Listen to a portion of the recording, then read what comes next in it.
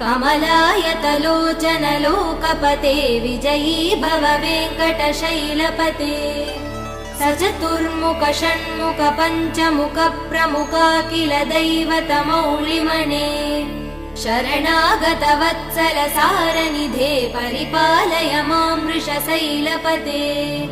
अतिवेलतया तव दुर्विषहै अनुवेल कृदै प्रपराध सदैः हरितं त्वरितं वृषशैलपते परया कृपया परिपाहि हरे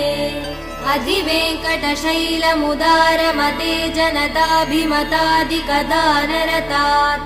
परदेवदया गदितान् निगमै कमलादयितान् परं कलये कलवेणुरवा वसगोपवधू शतकोटिवृतात् स्मरकोटिसमात्